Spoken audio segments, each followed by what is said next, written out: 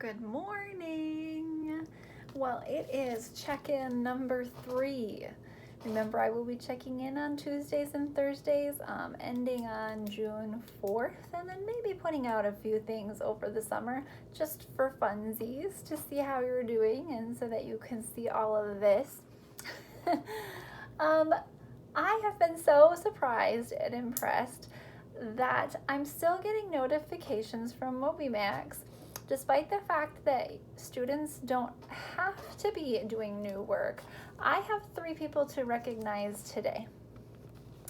My first person who I'd like to recognize today for putting in the extra effort is Aaliyah.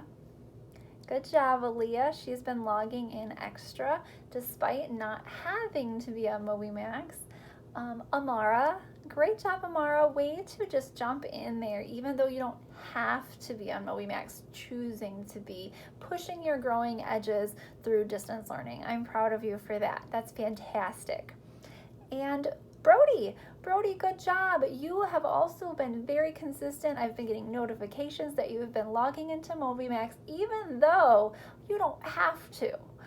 So I am so impressed with the 3 of you, and for anyone else who's listening, you have access to your MobyMax for free until July 15th.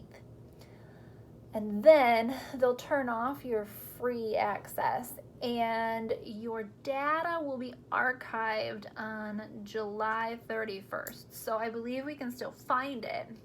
It just won't be live and it won't be updating. So that'll be in there in case we ever want to look back at what you were doing while we were in the school closures and doing distance learning. So that was the update on the Moby. Thank you to the 3 of you. Amazing. I like it. Today and tomorrow. So I believe that is June 2nd, June 3rd. Yes, today and tomorrow are open days to return things to the school buildings. I believe there are also late hours. I know for sure the high school is available till 7. Check the Bluffview buildings or give a call to the office if you're not sure. But from 11 to 7, the next 2 days, I believe you can return anything that you have checked out from the school. School books, Chromebooks, textbooks, library books. Oh goodness, anything that you've borrowed can come back. And it sounds like someone will meet you. And then if you have personal items still at school, in the lockers, for example, you can get those. Okay. The weather is beautiful today, so hopefully after watching this short video, you get a chance to get out in this very sunny, summer-ish weather. That would be fantastic. Put on sunscreen. You don't need to start off with a burn. Being a fair-skinned lady, I have to think about that myself. The sunscreen is a daily thing for my life. So if you recall last Thursday, we started looking at Reach for the Stars, and I'd like to read on a little bit about what happened with Dr. Chang Diaz as he was continuing his mission to become an astronaut. Chapter 2 is called He Did It. Can you see that? Oh, I have a little bit different recording set up today. I put my big box and screen and everything away because it was taking up a lot of space, so I'm working a little lower. Okay, so chapter 2, He Did It. In 1980, Franklin Chang Diaz was finally chosen for the Space Shuttle program. So if you wanted to know how long ago that was, you need to take 2020 minus 1980, and you will need to regroup. That means you knock on the neighbor's door, borrow a group, and move it into the correct place value. Okay, so that's a challenge for you if you choose. Again, there's no graded work, so it's just a choice. Moving on.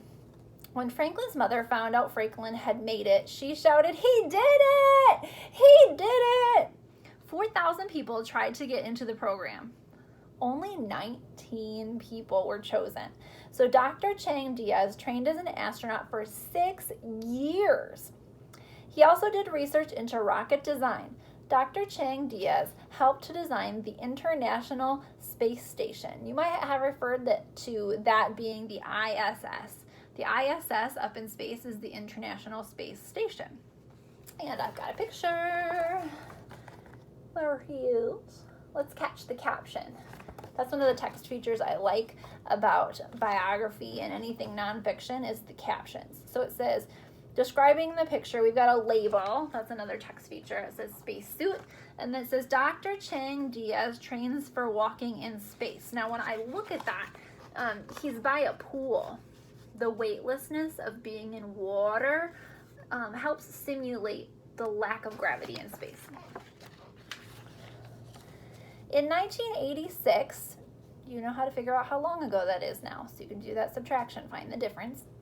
In 1986, Dr. Franklin Chang Diaz went into space for the first time.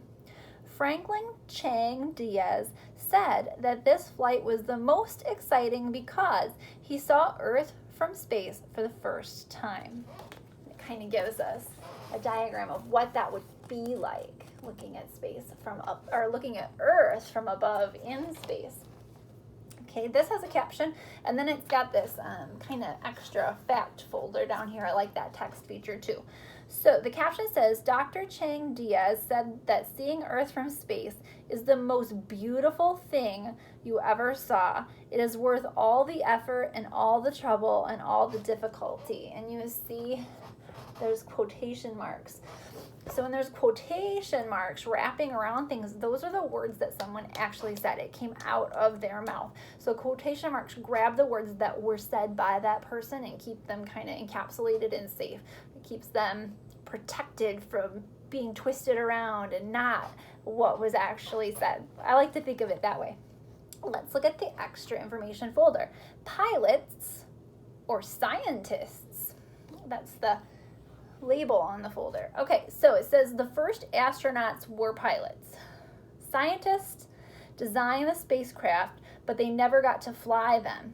Dr. Chang Diaz believed it was essential or important for an astronaut to be a scientist as well as a pilot. So kind of like a double threat. You've got the knowledge and the know-how, and I would think that would be really helpful in space in the event that you run into a problem, because then you can fix it yourself rather than having to radio back to the scientist. Because if you're just a pilot, you just know how to drive and the basics of everything when it's working properly. But a scientist can problem solve and figure out solutions when things go wrong. And in space, that's pretty scary if things go wrong. Let's read on. Dr. Franklin Chang Diaz flew on the space shuttle that launched the Galileo spacecraft. Galileo spent 6 years exploring Jupiter.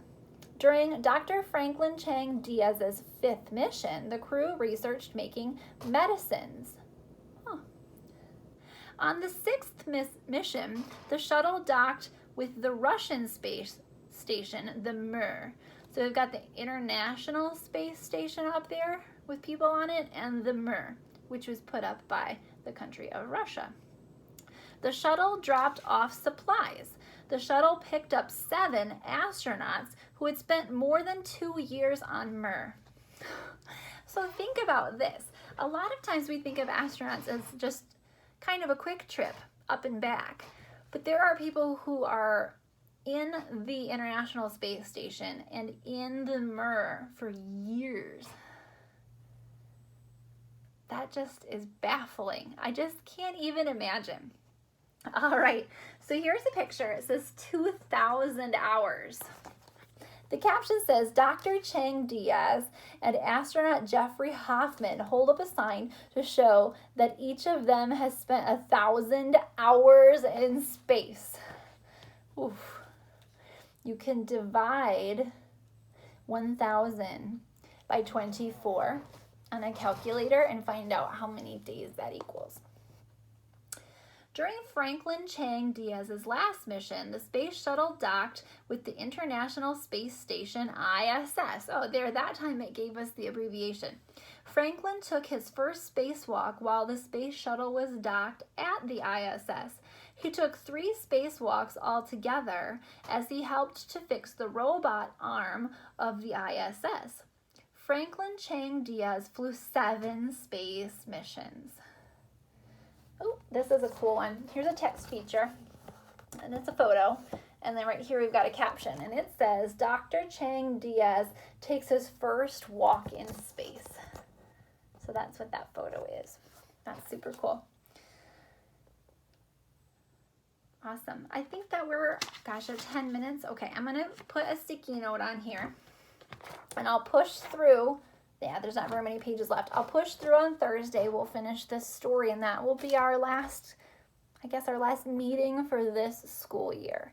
Okay, so thanks for joining me today. No matter what day it is that you're logging in, for me, it's the last week of the school year, and it's Tuesday. So I hope to hear from you. Feel free to message me or whatever, and I will hopefully have you log in on Thursday. Bye-bye.